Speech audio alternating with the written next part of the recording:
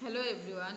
In the last video I have explained up to the types, introduction and parts of forceps.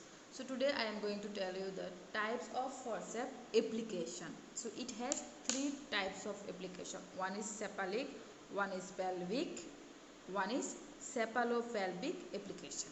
Now I am going to tell you one by one what is cephalic application. The forceps is applied on the side of the fetal head in the mentovertical diameter. So injury of the fetal face, eyes and facial nerves is avoided. That is called as cephalic application. Second one is pelvic. The forceps is applied along the maternal pelvic wall irrespective to the position of the head. It is easier for the application but carries a great risk of fetal injuries. Next one we have cephalopelvic application. It is the ideal and possible application when the occiput is directly anterior or in mento-anterior diameter position. If you see in this picture, the first one you can see that this is about the cephalic presentation. We are going to apply in the head. This is about the pelvic application. And this is about the perfect, both cephalic as well as pelvic application. This is the difference what I have explained in the last slide. This is cephalic, pelvic and the both cephalic as well as pelvic application. Next I am going to tell you the indication of forceps delivery. When we are going to use this forceps. It is also called as instrumental delivery because we are going to do the delivery with the help of instruments. So in that we have categorized two parts. One is maternal indication, one is fetal indication. Maternal indication means it is related to mother condition or body structure. Fetal indication means it is related to fetal condition. So in the maternal indication we have the first one, that is maternal distress, that is manifested by exhaustion, pulse rate greater than 100 beats per minute, temperature greater than 38 centigrade, signs of dehydration. So these are the things. It means when the mother is exhausted, she can't able to put or push it for the outside, so it is difficult for delivering the head.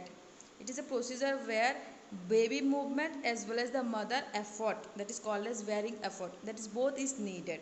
But when mother is exhausted, it is difficult to deliver the head. In that case we can use forceps. Next, some disease like heart disease, pulmonary TB, preeclampsia, eclampsia.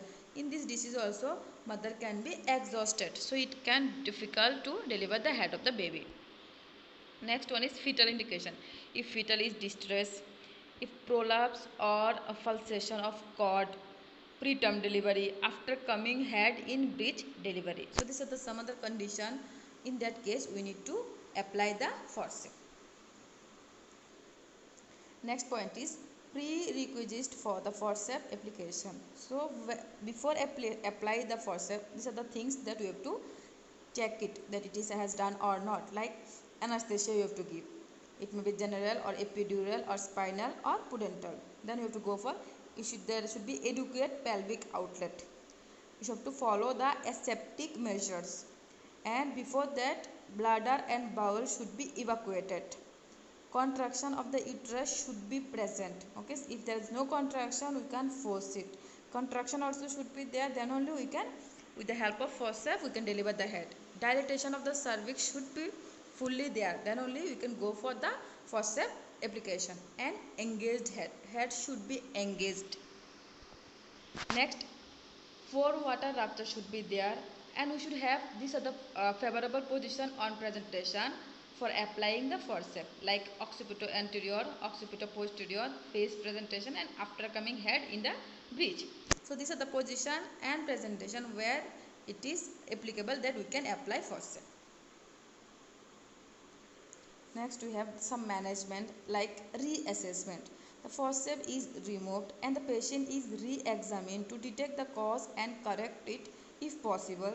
Then if the patient have like any case of CPD, that is called as cephalopelvic disproportion, or if the patient has contracted pelvis, okay, like pelvis is small compared to the fetal head, in that case we will send the patient for cesarean section and exploration of the birth canal for any injuries, and we have to observe that if there is any injury in the birth canal. There are some contraindication, like these are the cases when if the baby is having this other problem, we can go for forceps delivery. First one is fetal prematurity.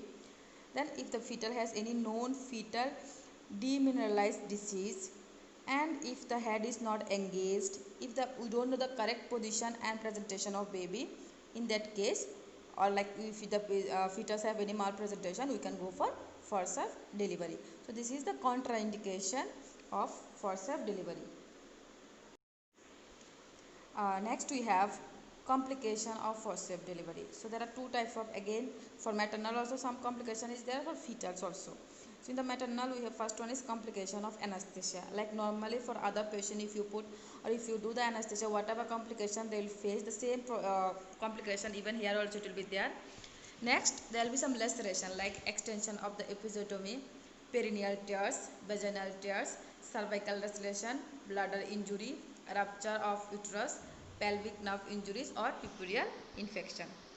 Same for the fetal also, there are some complications like fracture of the skull, intracranial hemorrhage, facial nerve palsy and trauma to the eyes and face and scalp. It means when we are not, like you are not using it properly, you are not skilled enough to apply the forceps properly, and you are not doing this smoothly and gently, it can harm for the both mother as well as the fetus. So this is about the forceps delivery, and we will call it is instrumental delivery. So it is mainly used for the delivering of the head of the baby with the help of an instrument which is called as forceps. And I have shown you the picture of forceps also. So with this we have finished the forceps delivery. Thank you everyone.